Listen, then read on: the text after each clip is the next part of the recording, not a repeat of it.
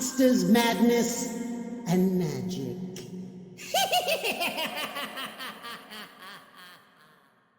All right, folks, welcome to the Monsters, Madness, and Magic podcast. I'm your host, Justin, here with a quick word before we dive in. Now, in this episode, I chat with actor and artist Crispin Glover about his new film, No, You're Wrong, balancing filmmaking and acting, working with new directors, paranormal experiences, life after death, and more. Also, for those interested, I will have additional information on Crispin's new film, including a video preview in the description below. Also, a list of dates where you can check it out, and the world premiere is coming soon on October 2nd at the Museum of Modern Art in New York City. Anyway, without further ado, here you go. Well, just to get started here, Crispin, the little icebreaker I like to ask is take us back in time.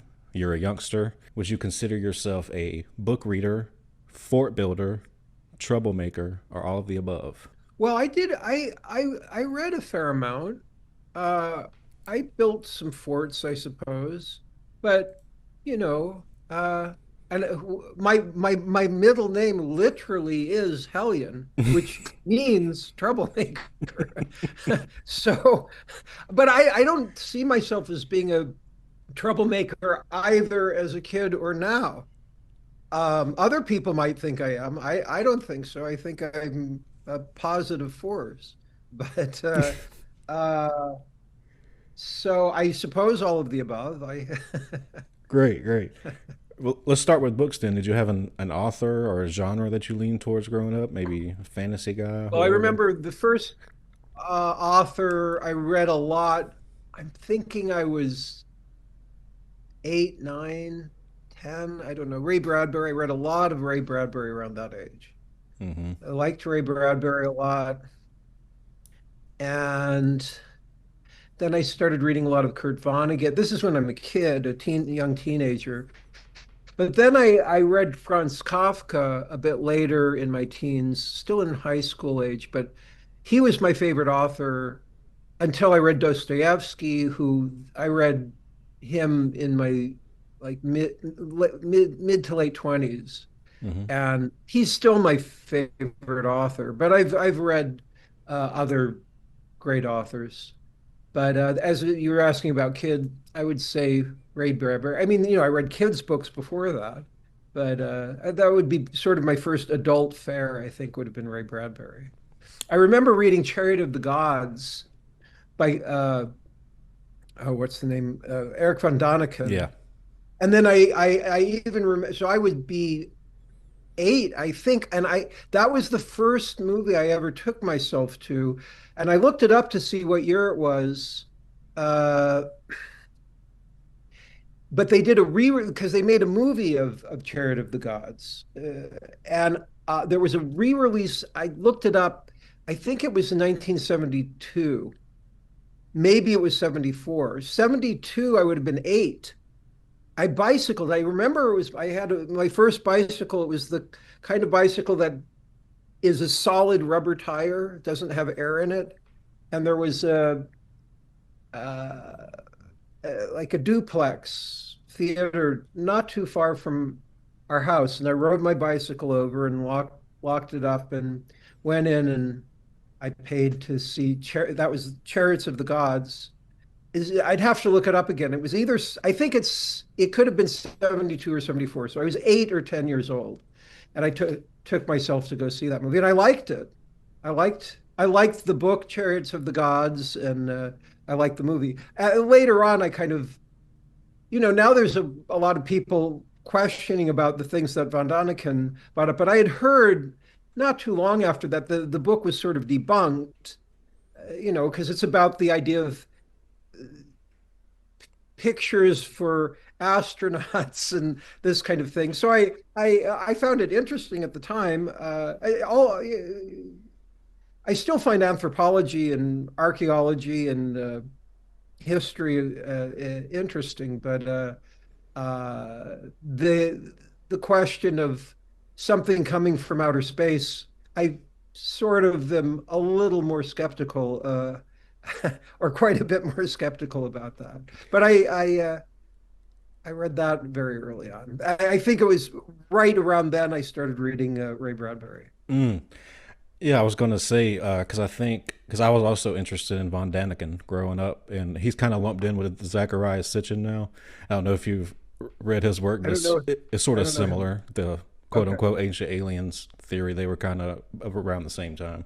But yeah, his Okay. stuff was, it's always interesting growing up reading that kind of stuff because it gets the Yeah. imagination flowing. Yeah, I remember reading ghost story things, stuff that's more fanciful, which was fun, but I'd be a bit, yeah, it was fun as an 8-year old or however old I was to read those things, but I was fairly oriented towards science and more skeptical about those kind of things. But whatever, it was enjoyable to read. I liked it when I was that age. Yeah. And correct me if I'm wrong on anything, by the way, but I'm pretty sure both of your parents were actors. Does That's right. do the artistic roots run even deeper than that? Is it did it begin with your parents and Yeah, but both of my parents are first generation in the arts. My mother was primarily a dancer. She did some.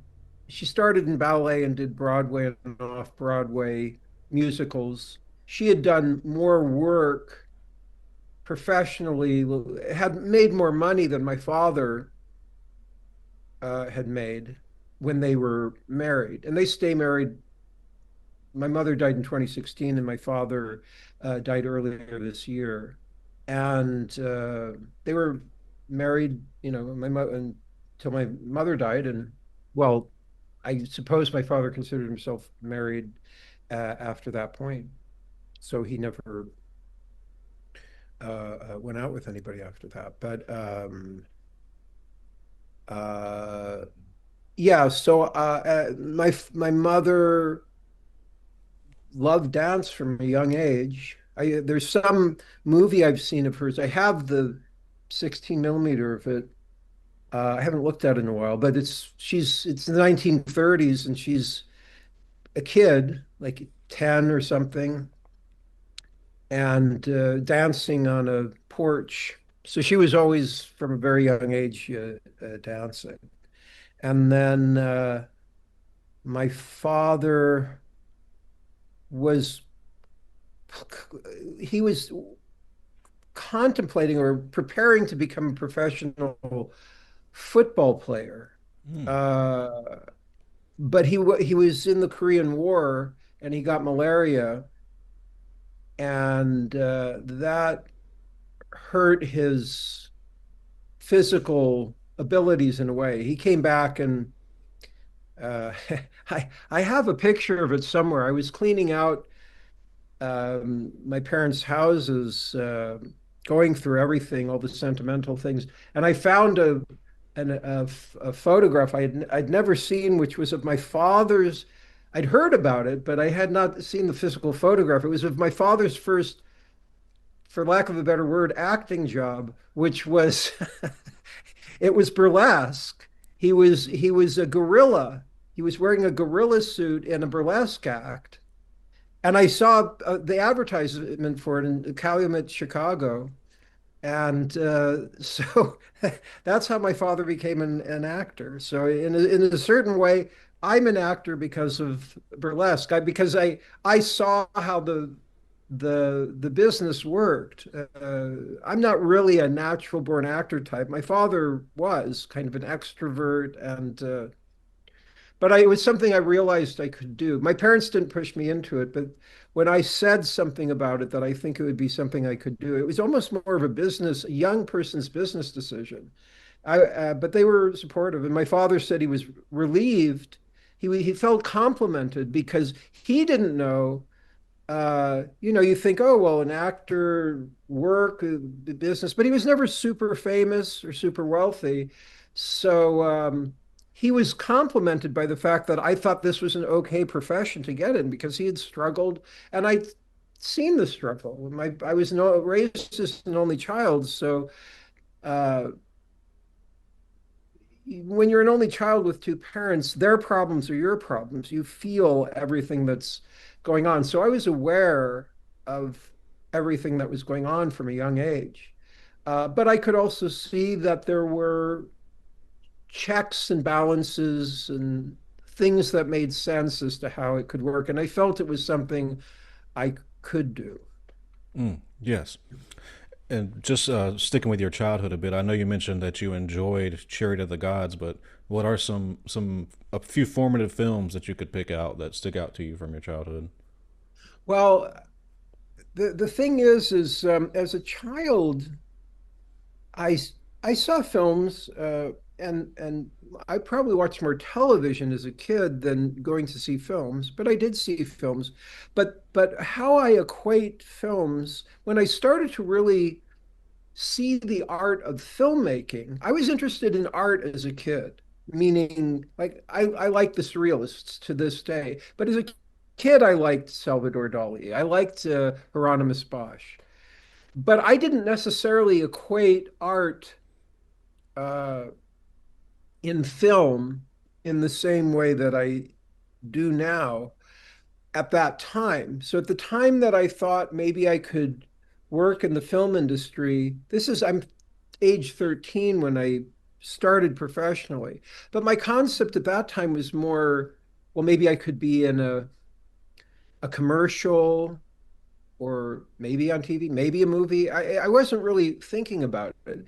I started, I started working a bit as a child, 13, 14. I got things through going to cattle calls where there's hundreds of people and it got whittled down, which is very confidence building. But I was also going to acting class, a professional acting class starting at age 15. And then when I was 16 and learned how to drive, I started going to the Revival House movie theaters that were popular in Los Angeles at the time.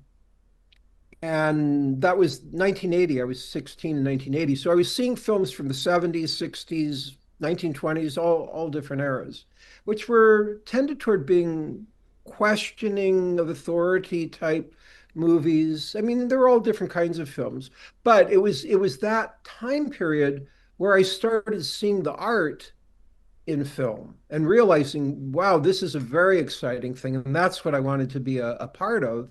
And then as I started acting in the 80s, that's when I started acting in films. I saw, I was thinking, where are all these questions? I felt that there were, that what I had been seeing in the Revival House theaters, and I thought, this feels like it's going away from what I was excited about being about. And slowly and surely, I realized it was imperative for me to make my own films, essentially separated from that. It's not to say that there are no corporate films that are artful, because there are, but it's really rare. There are people that somehow have the capability of going into the corporate systems and somehow coming out with an artful piece of work. And I stand up and applaud those people. Uh, it seems so difficult to do, which is why for me personally, it just makes more sense to slowly make my own films that I fund myself and take the time. And if I make a mistake, I can correct it. And yeah. And so now I have this film I'm going to start touring with. October 2nd is the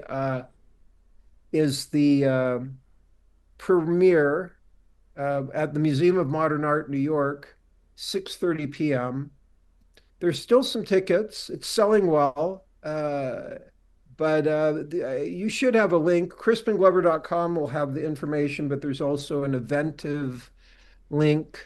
And then I'll be at the IFC for the week in New York for the 10th through the 16th, Los Angeles at the Aero Theater in Santa Monica, through the American Cinematheque. I think it's on October 18th and 19th. Then Chicago, I'm forgetting the exact dates, at the Music Box Theater, or date. It's a big venue there. And then I just added Boston, which I think is November 3rd. and I'll keep adding. There's other venues I'm in talk with. Uh, I've been at the Texas Theater in Dallas before, and we're talking about something maybe for December, but that's not official yet. I'll keep adding. And you're located in what state are you I'm in in? South Carolina. I've been in, is Raleigh in North Carolina? It is. Yeah, I've been at the Alamo in North Carolina with my shows and films, but I have not been in South Carolina. Do you know a good venue in South Carolina? There is the Playhouse. It's called the Augusta Playhouse. It's a very nice venue. Very Is it, do they play independent type cinema? they do, and it's Oh, good. theater as Could well. You you, know. oh, great. Could you send me a link? So they play films. Yes, Good, good. and Yeah, if you could they send me a live link. performances. Hmm. That sounds ideal. If you could send me a link, or if you know anybody that I can talk to there, that would be great. I will do that. When we get through it here, I'll send you some info. Okay, terrific. Thank you. Good. And you mentioned that you were a fan of art, and also, listeners out there, all the information that Crispin just gave you, I will include in the episode notes. So don't worry. And Great. you mentioned you were a fan of the arts, and I was talking with a friend of mine earlier today who has been to one of your, I think it was a Q&A at a con, and he said that you spent a good bit of the time reciting some poetry. So I wanted to ask you about that. Is that something that you picked up later in life? Have you always been writing poetry?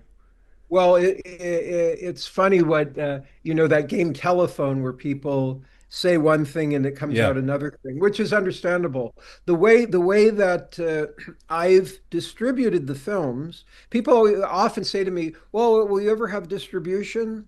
But to distribute is to get it out to people. So I have distributed my films in this very particular way, as opposed to a corporate kind of distribution. And I'm not against corporate distribution, but there's a lot of reasons why it has not been feasible. Mainly with the kind of films that I make, corporate distribution would get the film on a few screens, maybe LA, New York, one other city, and then it would go to digital. What I did with my first two films, my first film, What Is It? My second film, It Is Fine, Everything Is Fine, they both premiered in Sundance. What Is It premiered in Sundance in 2005, and It Is Fine, Everything Is Fine premiered in 2007. From 2005 through 2020, I toured for 15 years straight.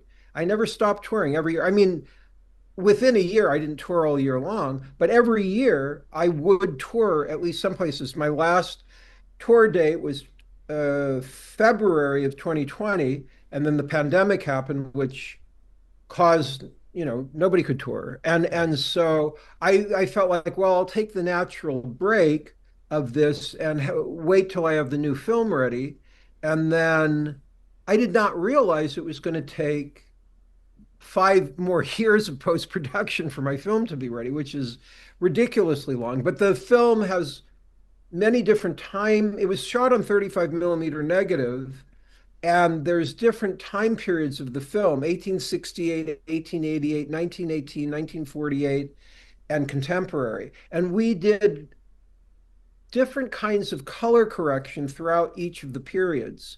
And because it was shot on film, we didn't want to do things digitally because it would, you can tell. I mean, particularly if you're a cinephile dealing with film and you're looking for specifics. So we stayed as much as we could in the actual film world. We used a hand crank camera to reshoot a couple of different sections, because hand crank is an older type of film that you can see something about registration and flicker that's different in an older hand crank camera. Then we did different kinds of colorizations for each. Anyway, just color correction we worked for 2 years on, which is absurd.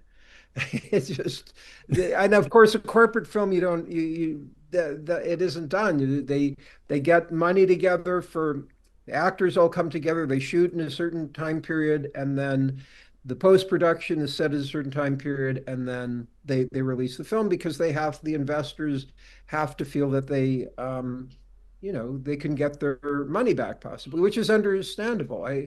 I understand the process. It's not an incorrect process, but if I want to, because I'm funding my own films, the battle is between me and myself Hmm. as the filmmaker, artist versus the funder, and basically the filmmaker artist wins, and I go broke. But I'm used to it. This is my third film. I've always gone broke. I mean, I'm careful about it. I'm more there. My second film in particular really was there was a very close situation that luckily I got some work right after. I was right before I was about to have trouble, but I'm very careful about how I deal with finances because of it. But um, yeah, I can't remember I was what I asking was you your about question the or that. poetry. That's what I asked you about. Oh, right, right. So I starting when I was 19, I started making books. I'd always written and I was doing artwork and I was at an acting class and a school on La Brea Boulevard in Los Angeles, and down the street was an art gallery that had a bookstore upstairs. I've seen something written about this on, I think it's called Ranker, and they have listed interesting things about me. But they talk about this and they have it written wrong. I don't know. They got the story slightly wrong. For the most part, most of it's all right. I've had so many inaccurate things written about me. It just I see people saw somebody recently going in and saying something that's completely untrue, but and it's not particularly a good thing either. Oh It's just man, like that's what people do. They just like to, what's the most interesting thing they can think of or write, and they'll just lie. It's like anyhow, it's whatever. getting worse as the Of digital age is course. taking And I over. mean, and the problem, especially now with AI, how are we going to believe what we're seeing or reading or any? It's a strange time, but and I've had legal situation about it as well, in particular, where my face was stolen for something, trying to convince people that I was in a film. And Yeah. many people have remained convinced. Anyhow, people do weird things. So they have this story written incorrectly. I went to this bookstore. I'll tell the correct Okay. thing that happened. I went to the bookstore. They had an artist, it was art bookstore. I was looking around. They had a handmade art book section, which I went over and looked at. And they had different kinds of handmade art books. One person had taken a binding from the 1800s and they'd put their own artwork in it. I thought that was interesting. I liked the binding and I was doing my own artwork. And I thought I'll do something like that. So I went to a used bookstore on Melrose, which is no longer there, and I found a number of old bindings and different books that had interesting images in them. And I was working with India Ink at the time, and I found one book. It was called Billow and the Rock, and I started putting my kind of India ink artwork that I was doing. But I also found interesting images from some of the other books that I'd purchased that happened to be from the 1800s as well. And I cut some of those out and I put some in. But I also liked words in art.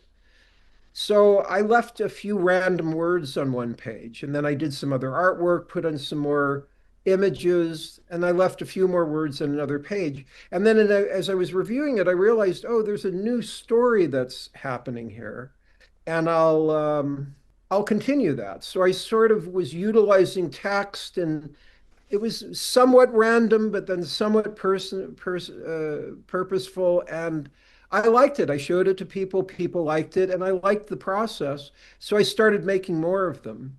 What Ranker has written is that I went to a bookstore, somebody had done what I do, and I copied it, which is not what happened.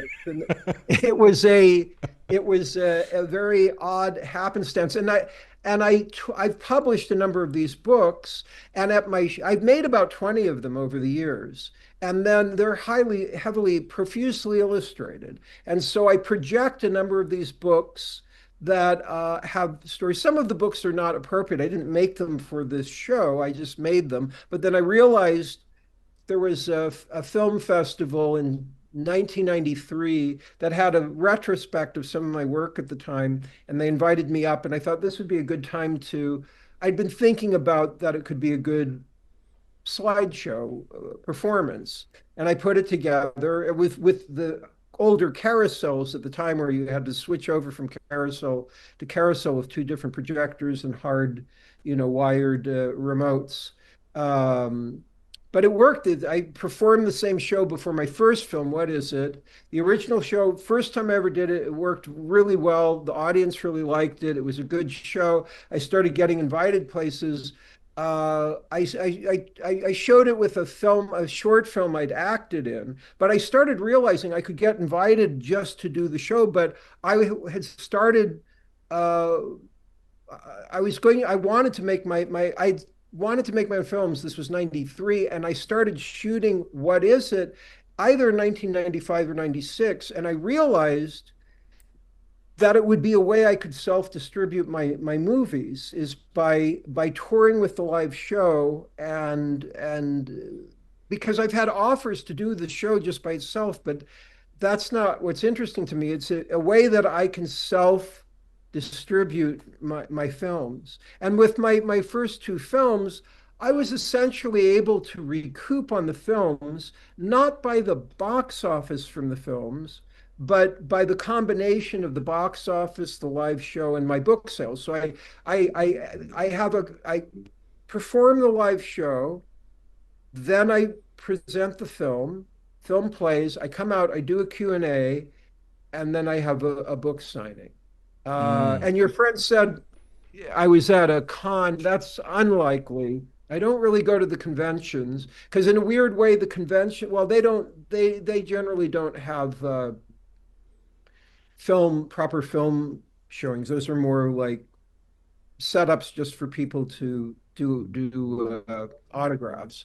But it's a the book signing is a part of my show. So in a weird way, it would be in my own. I'd be. It's a competition for myself. If I would Yeah. just go and sign, the person got their signature, picture, whatever, and that's a one-off. But if I show the films, hopefully I gain some audience that people actually like it. And I do have repeat customers. People come and they see the films over and over, which is great. I see people at different shows over the years, and I've talked to them at the book signing, which is an enjoyable part of it. I like to see what people get out of the films. The films tend toward working on a surrealistic level on some level. They're a bit more unusual in the way they're presented than many uh, contemporary corporate films. But it's a way I like to distribute the films. And I've been doing it for, well, I'll start again, and I'll continue touring. I see people writing, "Oh, come to so and so." Well, we're not going to get to see because they see I have a few places listed, but the idea is that it's an organic tour that will take me around to different places. So if people are listening and they're interested to get me in their area and they happen to know a cinema, crispinglover.com has emails and such that information can be gotten to me. So I'm all for going all over. I've been all over the world with the films. Some places I haven't been, but I've been all over the U.S., Canada, Europe. Not all over Japan, but I've been in Japan twice. New Zealand, Australia. Yeah. It's very cool to hear that you've sort of developed a personalized system to make what you want, distribute it how you want, and at the end of the day, maybe you break even or make a little money. That's, I mean, what's Well, the first two films, I again, I never broke even specifically by the box office, but that doesn't matter. yeah. I was able to do it by this new film, the one I've shot on 35, was a much more expensive film than the other two. I don't think it will be possible for me to break even on this film, even with the live shows. But I shot this at my property in the Czech Republic, where I built 18,000 square feet of two different former farm buildings, and they are, I built sets, essentially almost like a backlot of sets that I can use for subsequent productions. So they're high quality sets that I can make subsequent productions at a lower cost with still have a high quality output. So it's a long-term Yeah. investment. But as long as I'm okay financially, it doesn't matter. I don't think this is really a possibility of me recouping on this film in particular. But like I say, it's a multi layered plan, so it doesn't matter. I mean, I want to go and be recoup what happens, but I'm more interested in what people get out of it. And hopefully, I mean, I have not shown the premiere on October 2nd at the Museum of Modern Art in New York will be the true world premiere. I have not shown this to an audience. I've shown it to some filmmaker friends here and there, for the most part, but this will be the first audience. So we'll see. Maybe they'll hate it. Maybe I have spent all of this time and people just say, "Oh, I hate this film." And it's only like a third of my life. I mean, yeah, it's really been a long time. I started developing the film in 2007, which is when I Wow. premiered Everything's Fine. So the script started being developed, the sets started being built in 2010. We started shooting it in 2013, and then I was doing production segments over more than 5 years because I changed the content of the film after what the initial story is going to be. There was something I changed about it, which was at least 2 or 3 more years of production segment shooting. Then I took a year to edit, and then there was 5 years of post production. Too ridiculous. It's not feasible. I can't do. I've already started shooting another feature. My first two films were shot on standard 16 millimeter film negative, then had a digital intermediate. I blew them up to 35 millimeter prints, which is what I toured with for those 15 years. Most cinemas now are digital, something called the DCP. I shot this film on 35. I am planning to make a 35 millimeter print of it, but I right now I've just gotten to the point of having the DCP. So I'm going to show that at first, but because it was all of my films were shot on film, so no matter what, there's the film grain quality, but there is something about the way that color adheres to a film print that's slightly different from a digital projection. However, the digital projection is of the 35 millimeter negative, so it's a film experience, but we'll see. It's also that a lot of venues, depending on where you are, most venues right now have switched over to digital projection. So if I want to get to certain places, and some of the venues that have both digital and 35, they'll put the 35 in the smaller venue. So it's a Mm. smaller seat. So if you want to get a larger amount of people in the venue, it may be more feasible to do a DCP projection. But we'll see. What I'm planning to do is get both of my first two films on that are the 35 millimeter print quality onto DCP so that it still has the quality of the 35 millimeter print, and have this new film as both DCP and 35, so I can choose whatever is the most appropriate for whichever venue. Ultimately, I do think the 35 millimeter projection is ideal, Mhm. but at the same time, the way that it's made, it is one more generation away from the original film negative. So there's pros and cons about both things. So just curious, how do you balance you're the director, the filmmaker, you're also acting. So how do you go about directing yourself and not being overly critical or just things like that? Well, when I'm acting in somebody else's movie, it depends on the director, but for the most part, and this becomes more and more true, I find, But for the most part, directors working in film are not coming from an acting background. And they're not coming from a theater background either. Some are more sensitive to an actor's way of working and how to approach something, and some are less sensitive.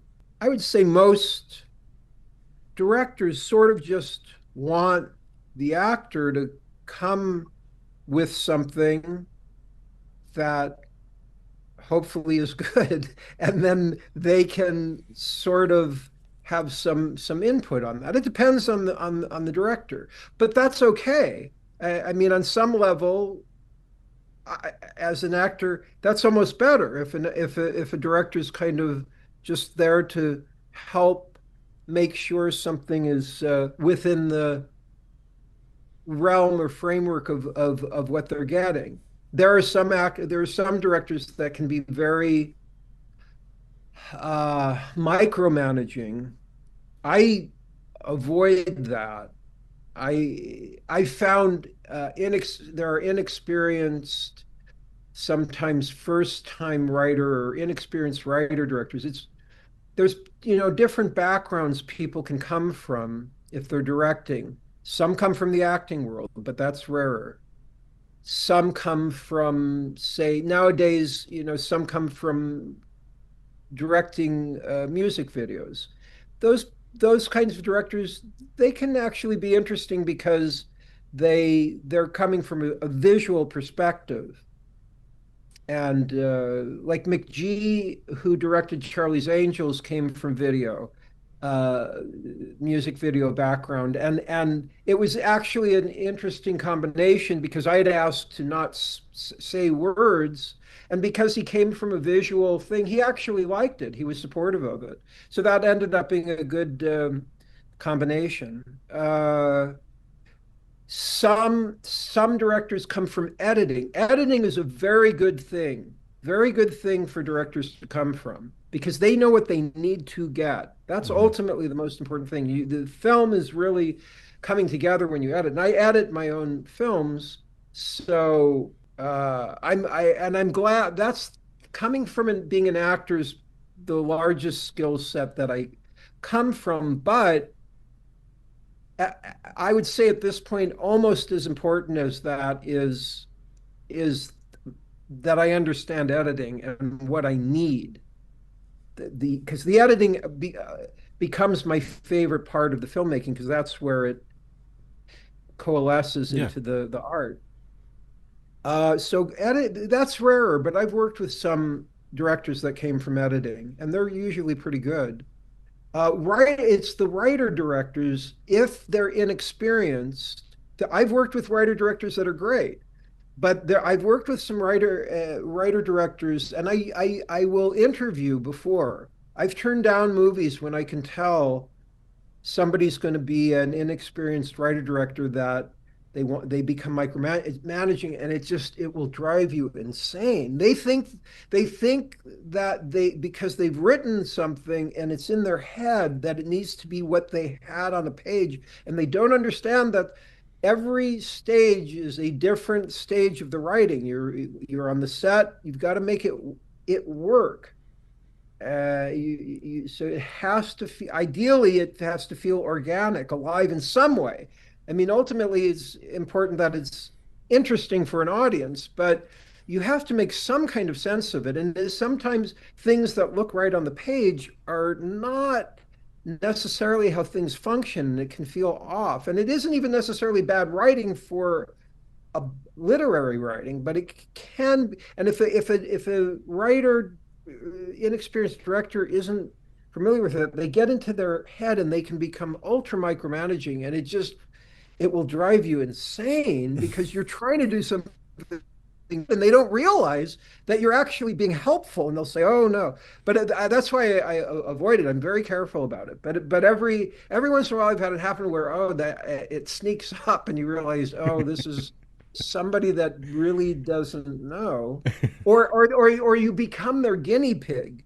So it's like I've done a fair amount of films. I don't know everything. I'm open to direction. I'm open to like there are. I just did a film this summer with a first time writer director, and he was really good. He was not like that. He was inexperienced. His name is Makutsi.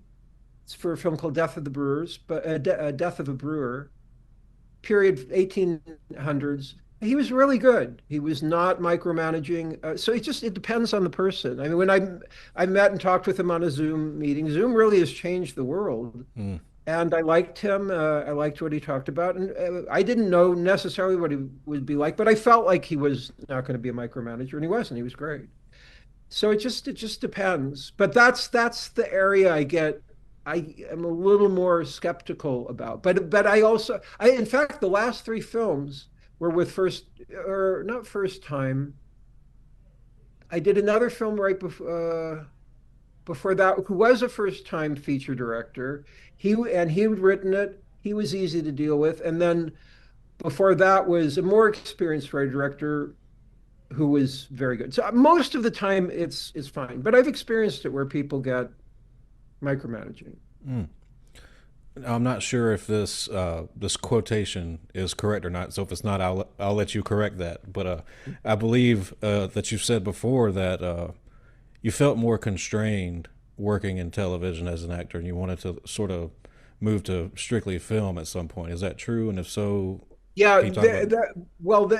it was television. That was a quote in the 80s, Hmm. early 80s, because I there was a lot of interest for me for whatever reason when I was a young teen, when I was first starting, 18, 19. I actually had big producers, big production television that wanted to develop things around me at a young age. There was one company that said, "You can do anything you want. Tell us what you want to do." I said, "Well, I'd like to," it was for the idea of a series. I said, "I'd like that the character, it would be a character on one episode, and then there would be a completely different character on the next episode. And each episode would be a different character." And they said, "You can do anything you want except for that." And I think that, of course, there are people that have done things like that, but particularly at that time, it was just not, which was fine. They wanted me to be on, some more kind of standard sitcom or something. They were good producers. It wasn't, but I just knew it was, for me, it felt like it was better to be able to do different kinds of things. So that's what I meant about that. Television, such a straight, now streaming, and I did for the first time, I did commit to a series, so to speak, which was The American Gods. Hmm. That was just before, and yeah, just before the pandemic, which particularly the first season, the writers of the first season, Michael Green and Brian Fuller, were great showrunners. I still don't quite understand what happened. They fired them. The first season of American Gods was great. It was some of the best writing I've had in my career. And it wasn't that the writers on the next two seasons, they kept getting rid of their showrunners. So there was not a consistency. Who's writing the thing is very important to what your characters can be.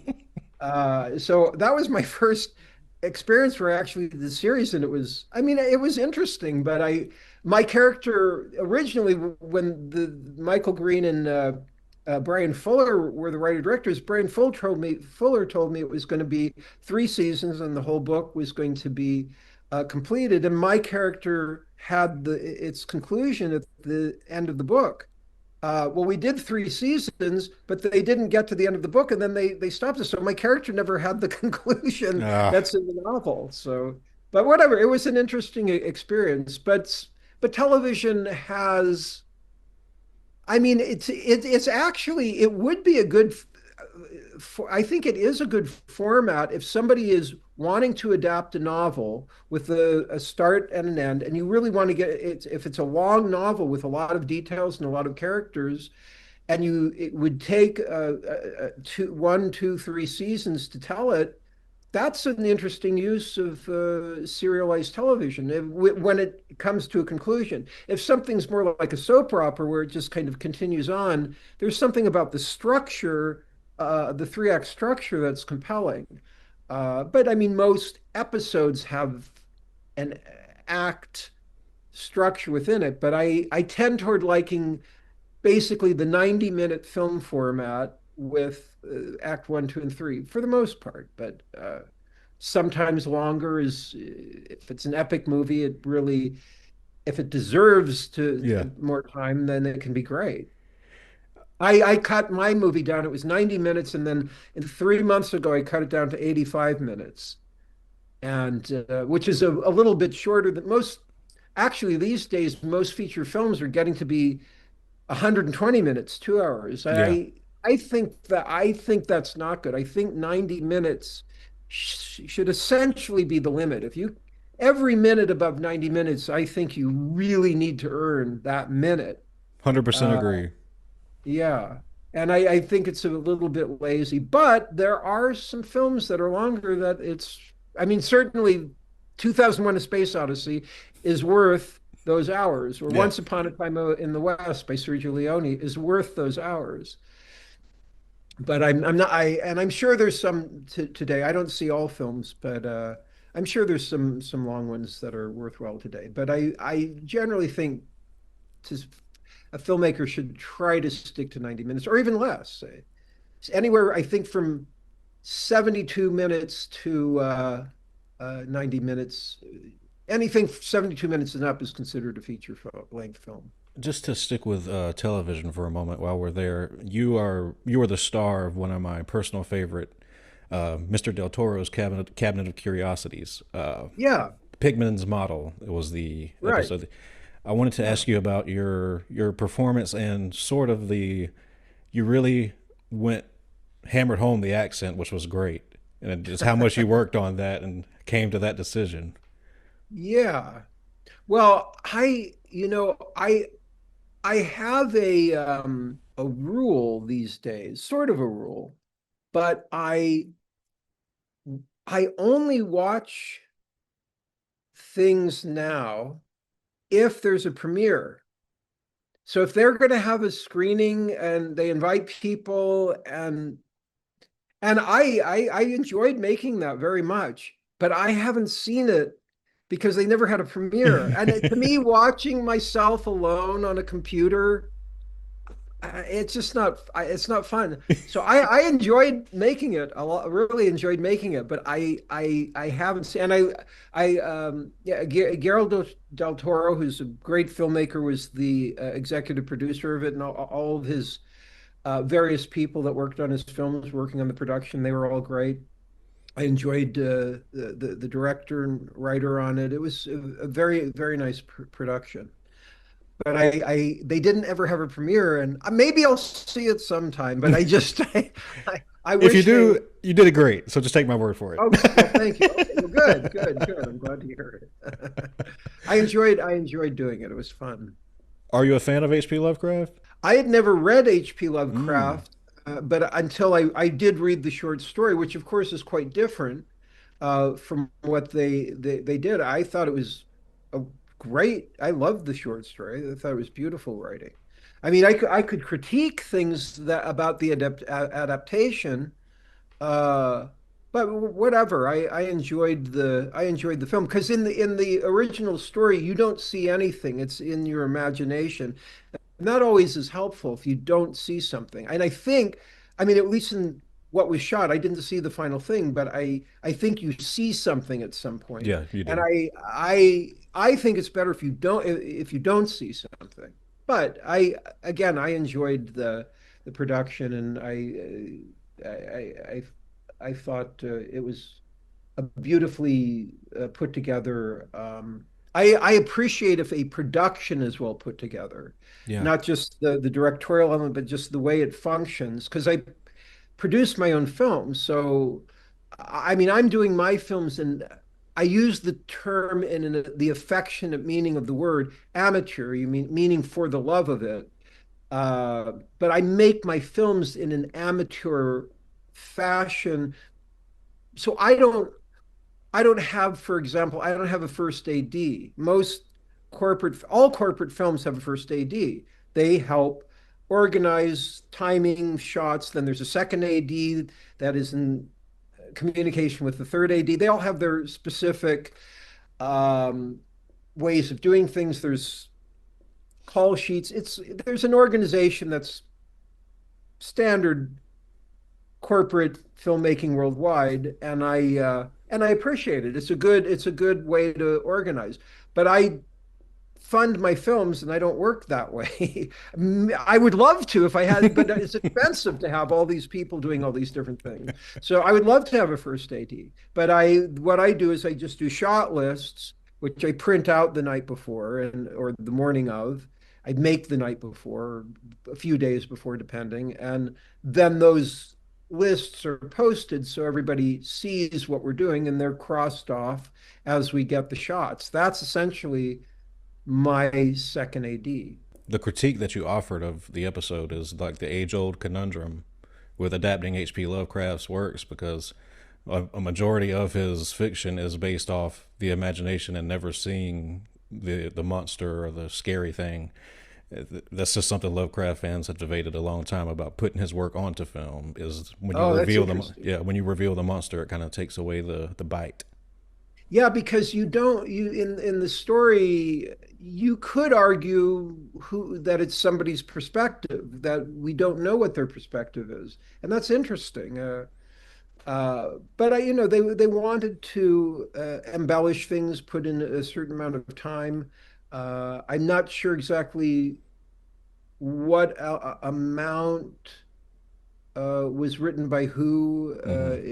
in it, but like I say, I really enjoyed working on the production. I liked all the people. It was top-notch craftsmen all around, and it was a real pleasure working on that. I enjoyed it. So sorry to backtrack a bit, but I do like to ask this question to everyone just because I'm curious. Uh, what scared you as a kid? And you can go, fictional wise, real world wise, however you want to take it. I wasn't really scared. I wasn't a really scared kid, I wouldn't say, but I remember there was a little bit of gang activity in the neighborhood that our house was in. That was a little bit scary. Um, which is, a real world thing. There's guns but I never saw anything happen, but I knew what gangs were. I saw some of the people dressed in gang outfits, and that was a little scary to me. But I went to a private school from first to ninth grade, which was pretty nice, like not scary, not a scary environment. Uh, I wouldn't say I had a particularly scary childhood. Good. Well, that's great. Yeah, Is yeah. yeah. Thank you for that. Yeah. So is this?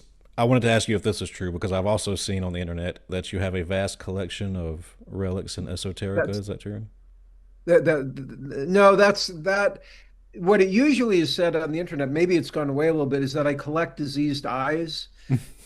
That was from the 80s. I have one wax.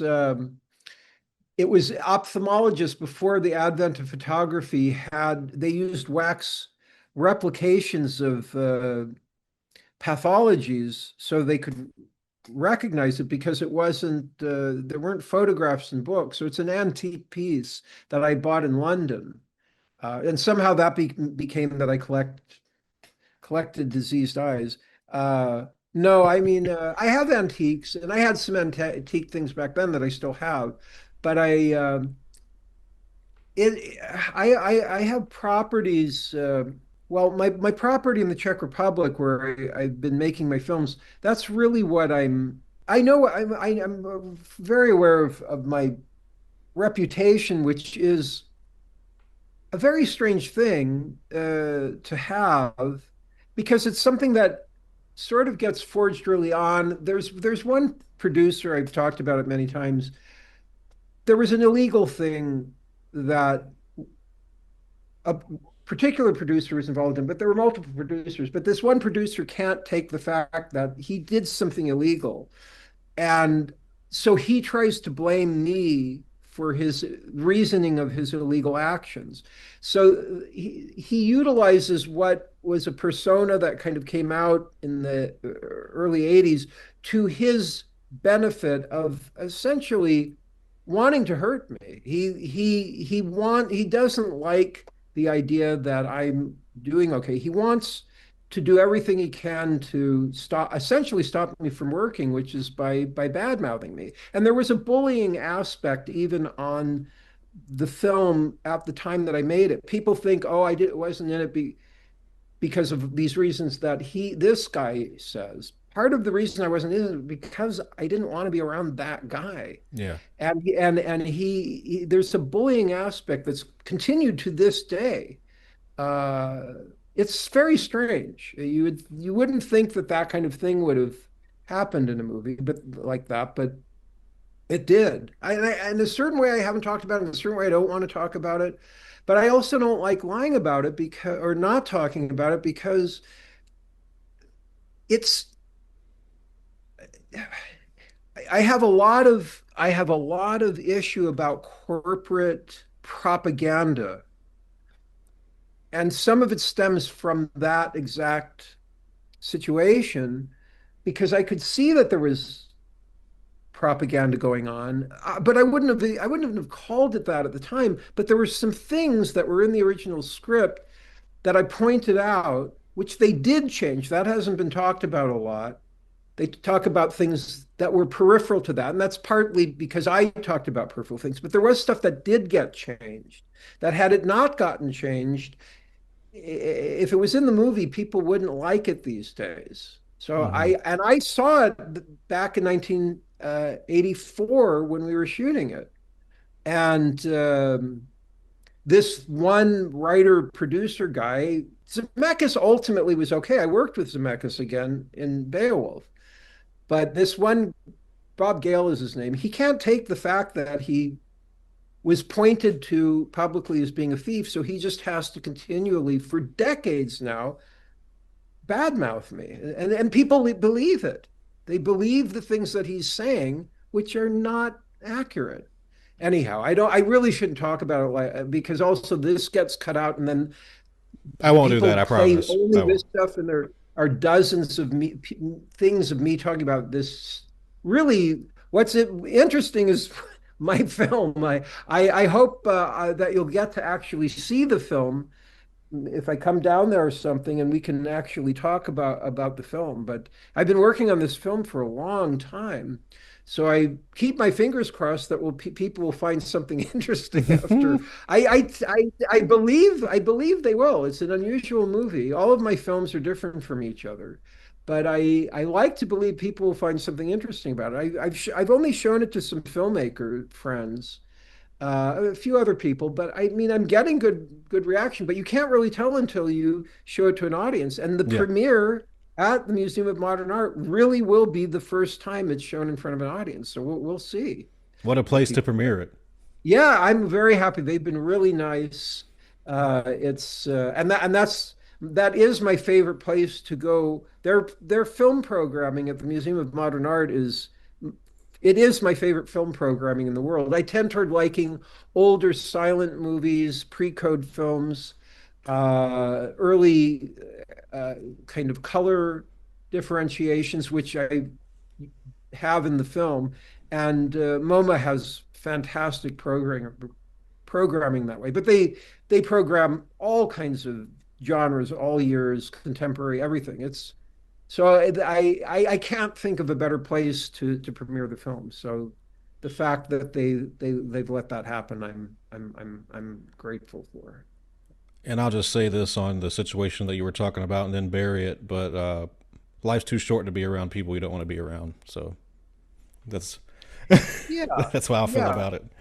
yeah. It's well, it's like in terms of films, it's really important that if you do something, yeah, that people are that you're working with are grateful. Yeah. But in the case of that film that we're talking about, clearly they did. I mean, the film got good reviews. Obviously, people liked it, I was part of the film. I was part of the success, but the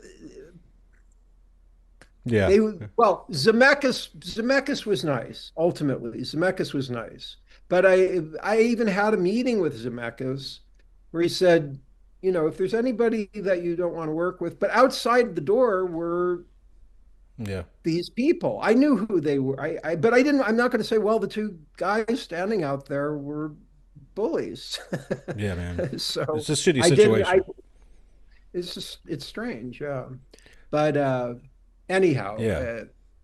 I'm very very glad to be touring around with my movies and continuing to work. I'm grateful that I still have all after all these years still worked made a living as an actor. So And we're glad to that have you around too, man. well, thank you. Just a few more here for you, and I'll let you go, Crispin. Just curious, what would you say is the best acting advice that another actor has given you, and who gave it to you?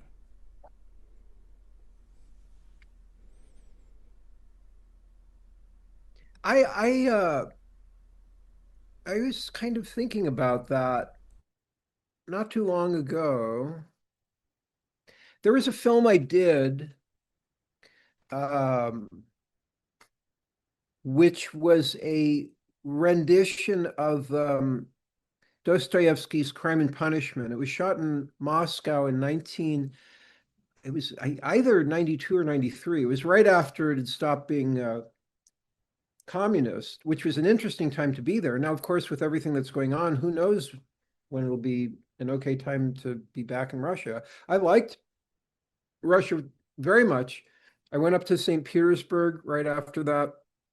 I went back after I had my films in Finland, and I took the train from Finland to St. Petersburg. So I went back again. I like Russia very much, or but right now, of course, there's all this weird stuff. It doesn't seem particularly safe to be there. But I was shooting that. It was directed and written by a fellow named Menachem Golan, who's no longer alive. John Hurt was cast as Porphyry, who is the detective, which Columbo sort of was based on. The first episode, and I think the premise of Columbo was this kind of avuncular detective who kind of drives the person crazy. It isn't quite the structure of what Crime and Punishment is, but Porphyry he was played by John Hurt, who's one of our great actors, played the Elephant Man and great actor. And then my mother was played by Vanessa Redgrave, who's a great actress in The Devils. That's my favorite performance of hers. She was in Blow Up, which is another great performance. Anyhow, so I was around these great actors. The script there was something that was crucial. I had read the book a number of years before, and there was something crucial in the story that the director writer left out for various reasons, but it was really important, which is the theory that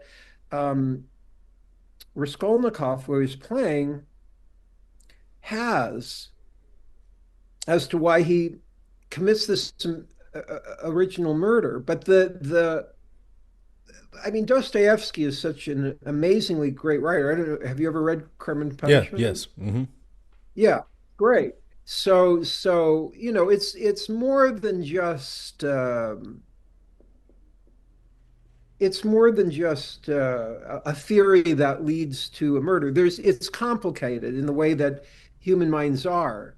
What is the justification? Why does he do this? It's not. It's almost a fever dream the way it happens.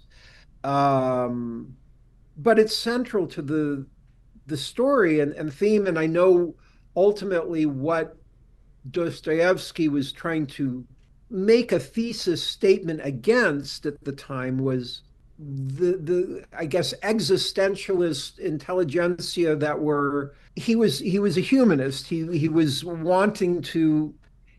I mean, on some levels, I wasn't raised with any kind of religion, but Dostoevsky was giving certain. I don't even like to say it because I wasn't raised with religion, but there were moral ideals that he was trying to argue against, and his arguments are sound. Uh,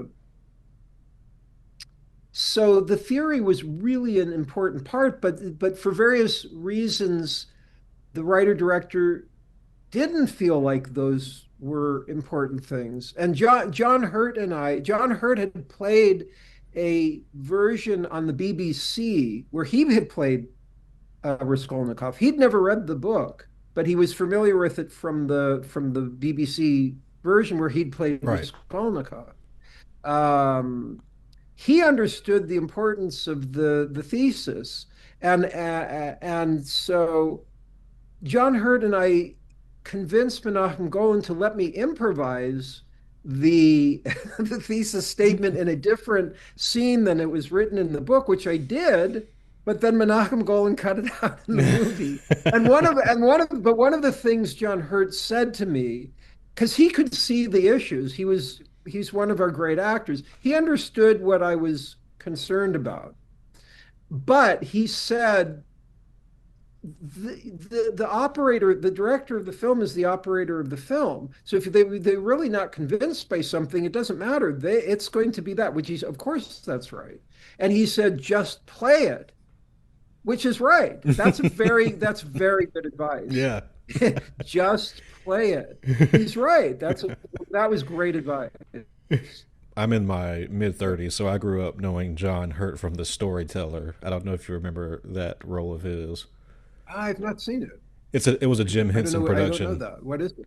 It was a Jim Henson production where Okay. they would take the old grim fairy tales and recreate them with puppets, and he was the old storyteller by the fire, retelling the stories. Okay. It was great. So a question I like to ask everyone near the end is, have you ever had an experience that you would consider supernatural or paranormal? Yes, uh, I have. But the weird thing is I don't, I think we were talking about at the beginning of the interview that I read. I do a number of these interviews in a row, so sometimes I forget. Did I say that in this interview? But I think we were talking about Chariots of the Gods Yeah, at the beginning of the interview. yeah. So that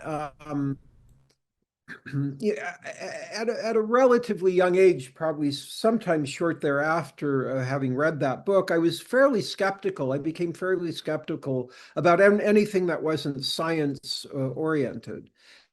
And I was raised sort of atheistically. My father had been raised Swedish Methodist, which preached hell a lot.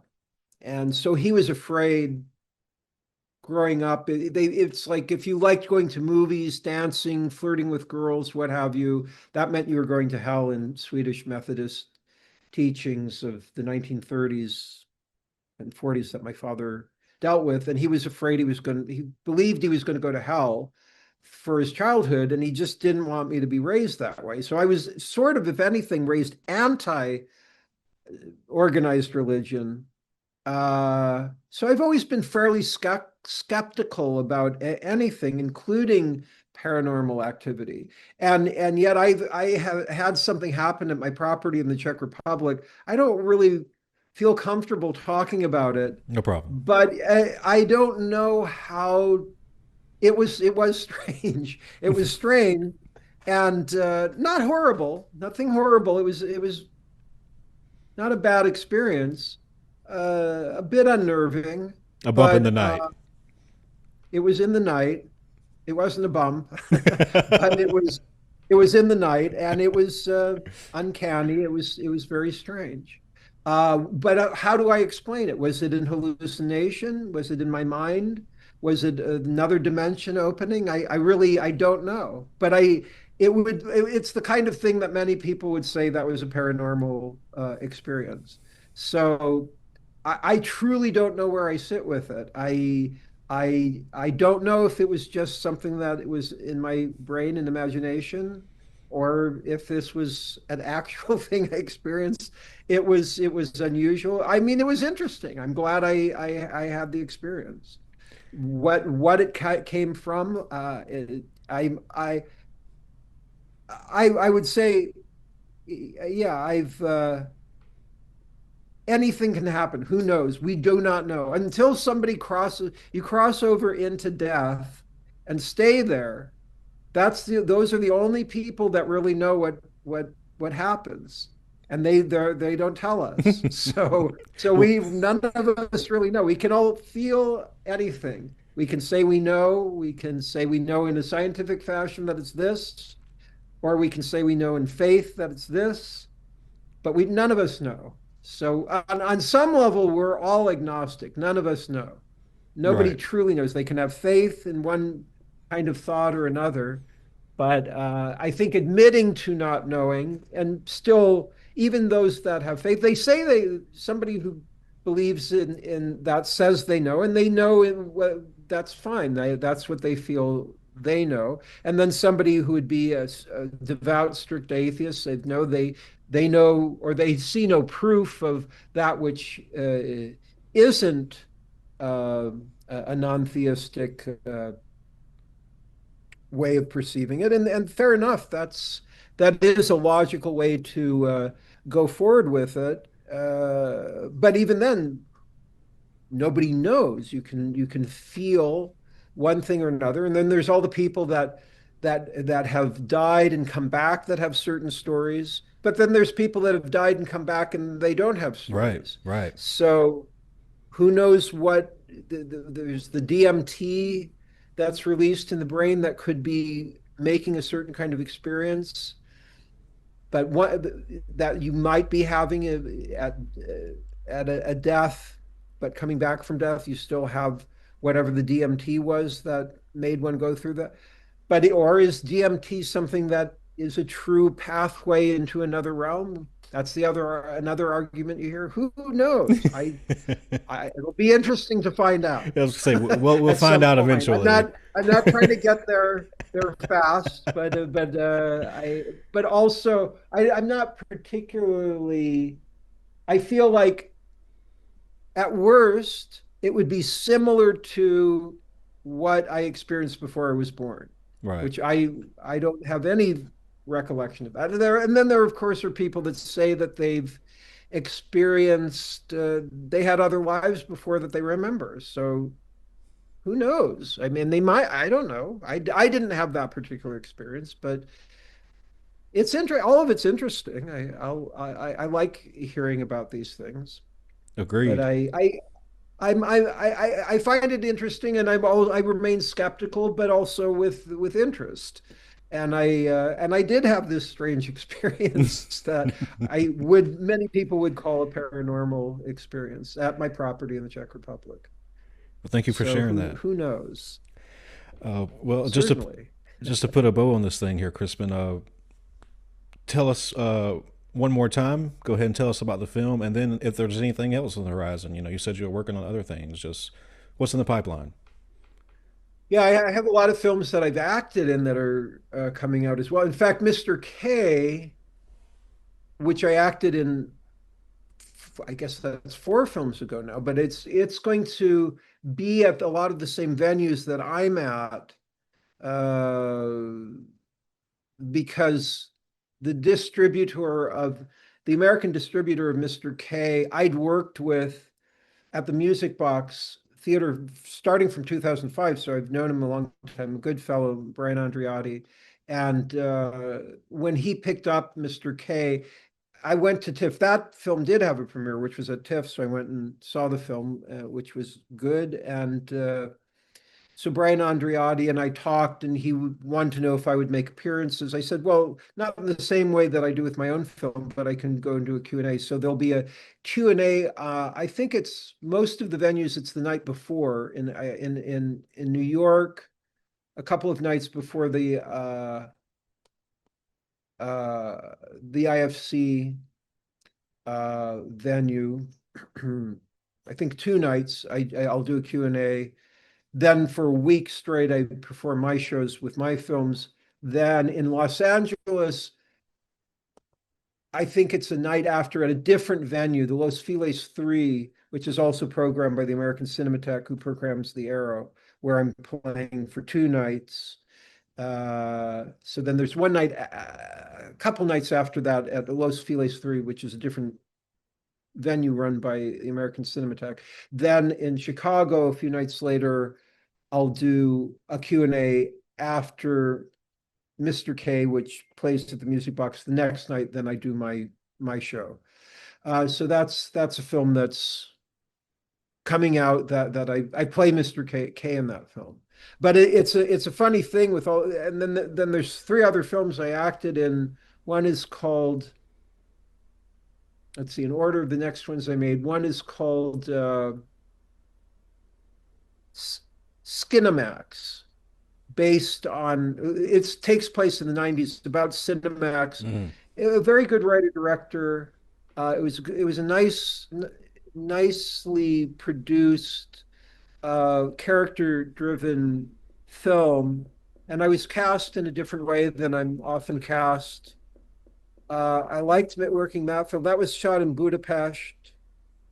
And then 3 months later, it was the first time I'd acted in a film in Budapest, which is not far. I can take a train from Kolín, which is near my property in the Czech Republic, to Budapest. I mean, it's a 6-hour train ride or something, but it's easier than getting on a plane, and Yeah. it was nice. So I went down there. And then 3 months later, I shot another film in Budapest. Second time I shot in Budapest, which was also a very nice, good production, uh, based on a popular internet story. It's called two things: creepypasta and Tommy Taffy is the name of the character I play in it. It's a popular internet. They kept calling it IP, intellectual property, and then this thing called Death of a Brewer that came up last minute. In fact, the reason I have a beard was it was for that production. And then I've been so busy, I haven't shaved it off. But I also play a character in my film that happens to have this kind of facial hair. And I thought, well, maybe it's appropriate to be performing a joke with this. So I haven't More. shaved off. I'll probably shave it off. I think of myself as a clean shaven person usually, but I just haven't shaved it off yet. But yeah, my own film is always what really occupies my mind. And there's been so much, even still, there's little things that are being done before the premiere. What is it? It's 5 days from now. So yeah, even to this, I'll be getting something that is really important. There's some sound things that are happening, not just with the sirens, but with my own film. And that are important to get before the premiere. So it's there's so much work with my own filmmaking, um, and I don't mind, but that takes precedent over. Yeah. I mean, when I'm acting in something, I'm there and I'm concentrating on it, but always there's things going on that I'm dealing with for my own film, and I've been working on it for so long. But it's just it isn't a simple production. It's not. It's a complicated, dare I say, epic. Even though it's 85 minutes, it takes place in 1868, 1888, 1918, 1948, and contemporary. So there's a lot of different production segments and issues, and we color corrected each production, each era in a very different way from the other era.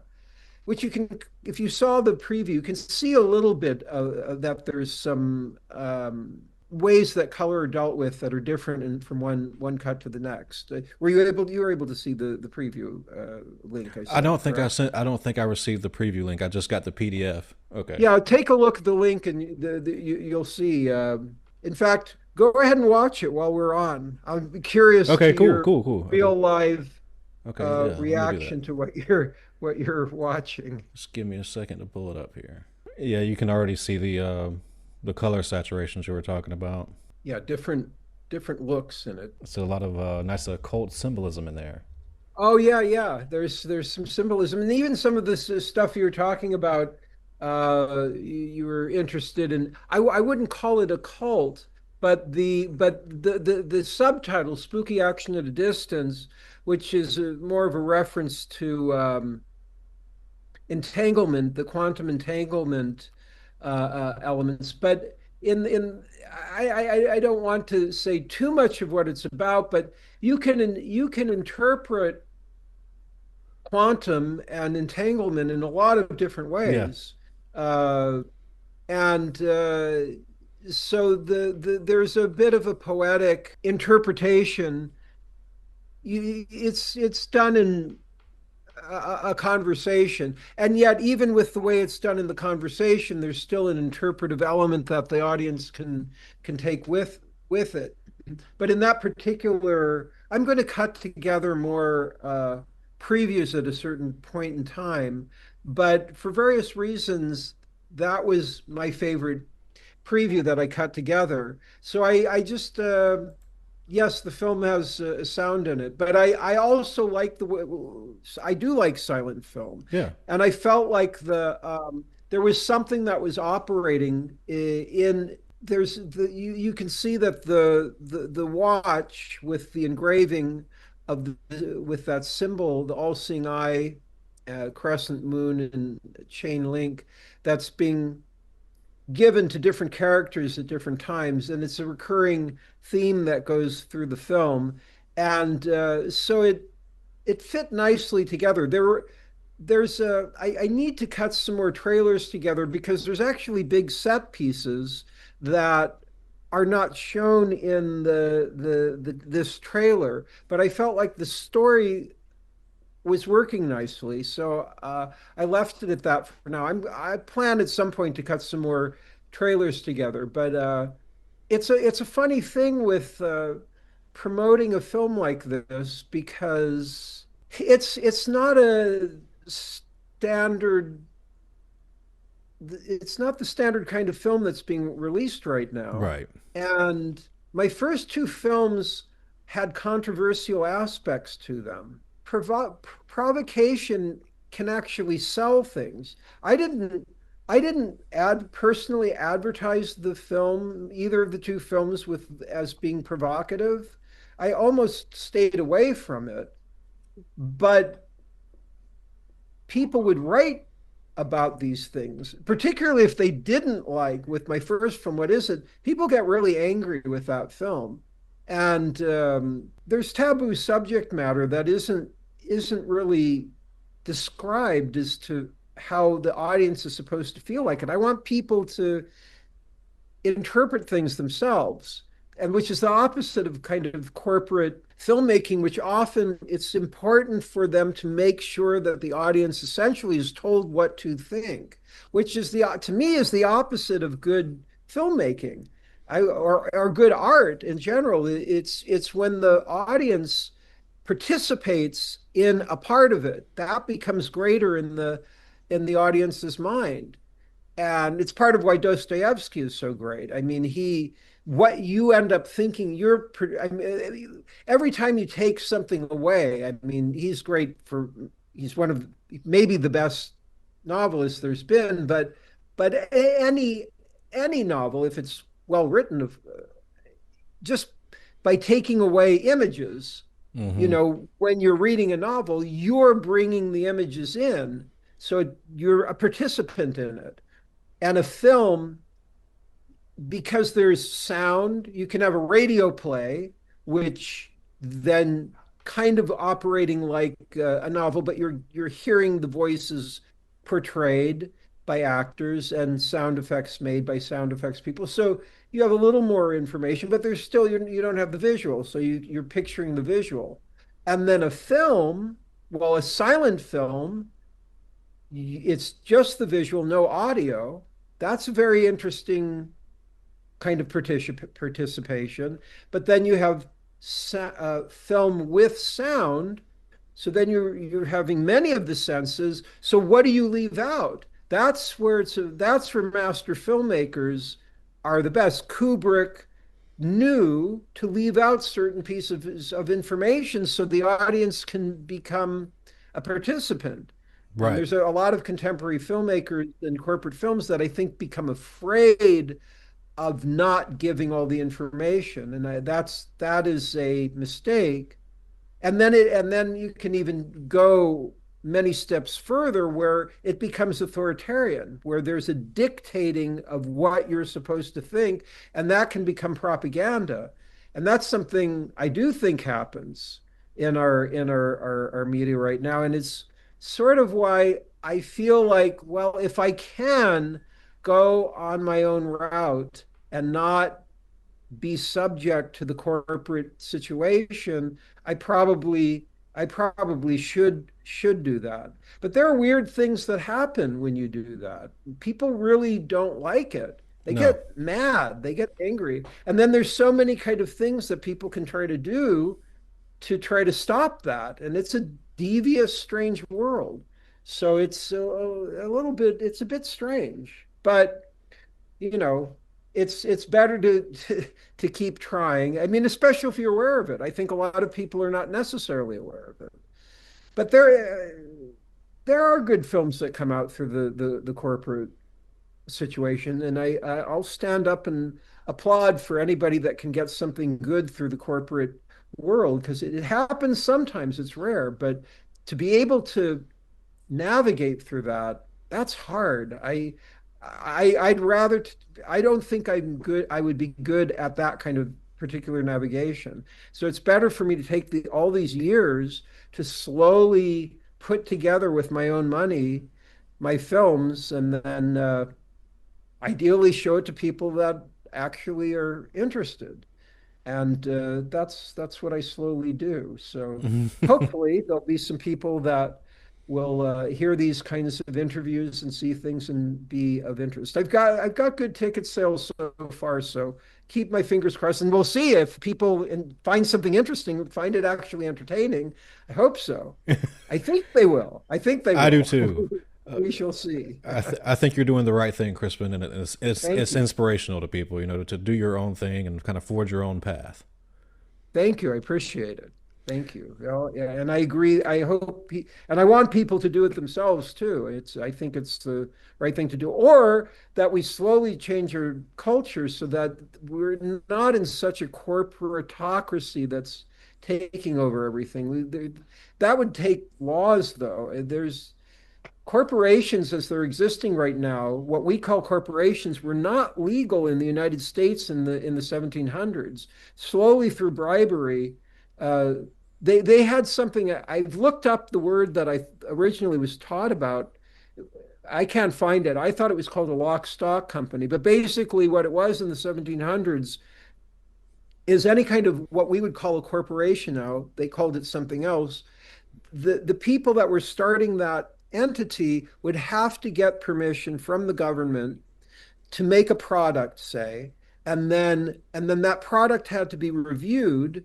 There was a certain amount of profit that would be allowed, and then it would have a limited time that that company was allowed to happen, and the people would be able to make their profit. It would then if they wanted to continue, they'd have to get permission again to continue and to apply, and then they would be allowed to continue it and make more profit. But they knew early on that if it didn't have that kind of control, these corporations could become super entities that end up taking over the government, which is essentially what happened. It's Now happened. the Yeah. US government is a subsidiary to corporate interests, and that can lead to authoritarianism and all kinds of things that the United States was against what the United States was founded on, which was a rebellion against authoritarianism.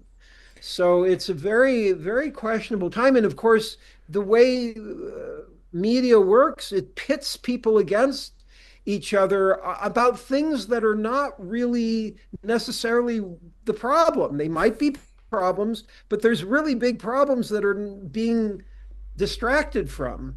It's I don't like to get overly political because there's such a division, but Right. I like to believe that most people, I feel like the education isn't even that clear about what the US was about, because I feel like a lot of people are not recognizing that there's underminings of what the good concepts of the US. The US has had corruption in it throughout its history, but give me a corrupt, well, I mean, there's many different forms of government that could function. It's hard to know, but the US is supposed to be a functioning democracy or republic, democratic republic, but it isn't really, it isn't functioning as a either a democracy or a democratic republic. It's become a corporate,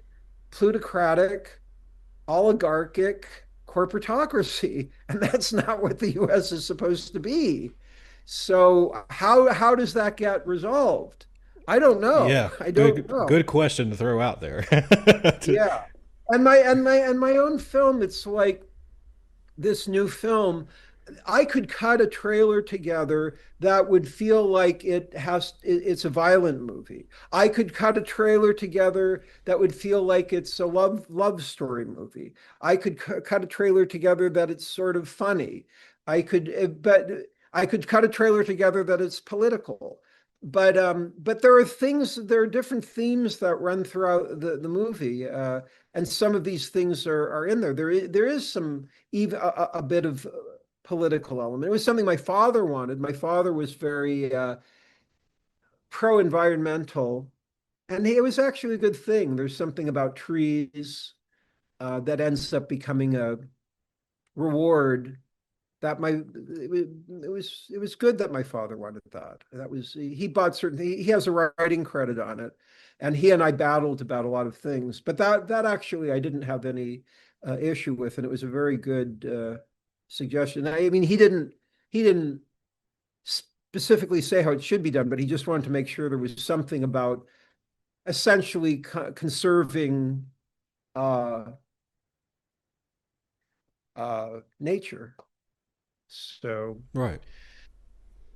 but yeah, there's a lot of different aspects within the film, and some of it you could say is political. But I, for the most part, want to stay away from political conversations because things are so.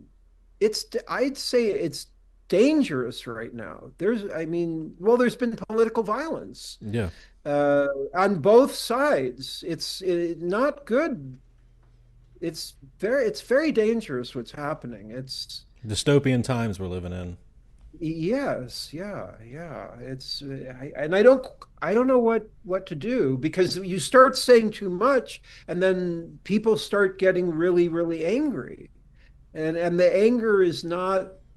I mean, it's right to be angry about that the United States is not functioning to what the good concept of what it was supposed to be, which really was an anti-authoritarian element, and yet it started with a violent revolution, and Right. that's why the Second Amendment is there with guns. So I know, and then there's a debate about gun ownership and not. But the difference between the United States and much of Europe is that there's the gun ownership with the concept that if the authoritarianism takes over, people can raise a well-armed militia and retaliate. But of course, that's about violence. So it's it's a conundrum. It is. I think we need to be careful to not let the U.S. become authoritarian. I don't think anybody wants that. But then it's a people get a debate like what is authoritarian by certain people. I don't know. It's a very difficult debate. I keep my fingers crossed, but it's a bit strange right now. It's a bit strange. Yeah, those solutions are above my pay grade, unfortunately. Yeah, yeah. Yeah, I don't. I mean, you can think and talk about it a lot. Yeah. Anybody, and everybody can have opinions, but resolving it, how do you Yeah. solve it? That's hard, Yeah. hard work. Crispin, So I just want to say, anyhow, man, yeah, I thank you so much for giving me some of your time. I know I've kept you quite a while here. I enjoyed chatting with I you. appreciate it. You Uh, too. and Yeah, let me know about any venues, and if I'm in the area, I'll put you on the list, and then we can talk again afterwards about the specifics of the content. Awesome, man. I appreciate you so Great. much, and you have a great You rest of your too. night. Thank you. You too. It was great talking with you. All right, bye bye. All right. Good night. Bye.